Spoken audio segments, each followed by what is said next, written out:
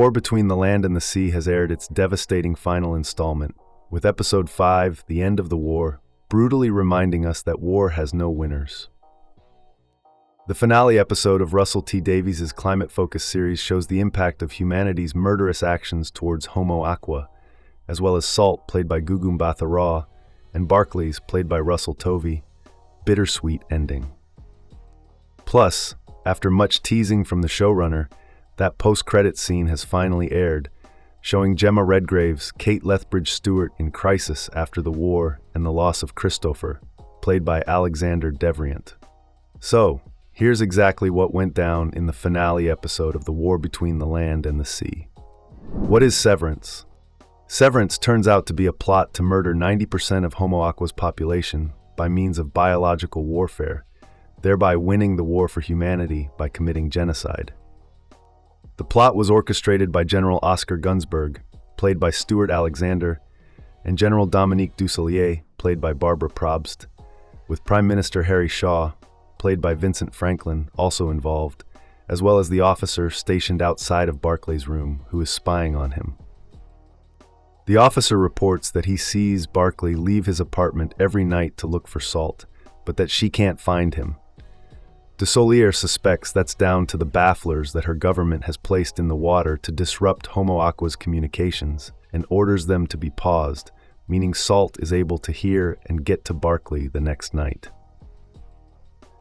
Meanwhile, Gunsberg's agents spike Barclay's drink and inject him with the virus in his sleep, meaning he unknowingly passes it on to Salt when they kiss. Salt brings the virus back to her people, later realizing what's happened when it's too late, before telling Barclay, the virus brought fire to the world of water, and we burnt. What happened to Homo Aqua? With their people all but destroyed, Homo Aqua surrender to humanity in a heartbreaking scene between Salt and Barclay, with the pair still acting as ambassadors for their species. In an act of revenge, Salt tells the humans in the room that she knows who orchestrated the genocide, and that the water will eventually come for them. And we see flash forwards of the imminent deaths of Gunsberg, Dusselier, and Shaw. She also reveals that Homo Aqua have hidden their technology far beneath the ocean, where humanity will never reach. On behalf of humanity, Barclay offers a haven to Homo Aqua in the Mariana Trench and says they will be protected. Speaking for Homo Aqua, Salt says they will accept the offer, but that they are under no impression humanity will keep them safe. Before leaving, she tells him a devastating truth, that Homo Aqua will do whatever humanity wants, because they are terrified. Finally, the water tank in the Empress Hall cracks and shatters, signaling the final crack in the relationship between Homo Aqua and humanity. What happened to Barclay, and what was Accord? Earlier in the episode, Salt attempted to convince Barclay to ask Homo Aqua for Accord, but she didn't explain what it was until the end, when she tells him, it's a way of two species joining and celebrating, which is now lost. However, clearly it's not entirely lost. Kate receives a phone call from Barclay's doctor, who has Barclay's brain scan lighting up his computer with the word Accord next to it. It appears that Barclay's brain chemistry has changed, and when Kate drives him to the coast, he races to Salt's side.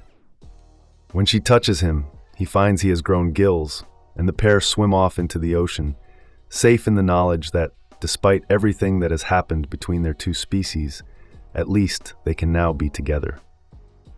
What will happen to Kate? In the post-credits scene, Kate is walking away from the beach where she leaves Barclay when she sees a runner who litters, dropping a plastic bottle on the sand.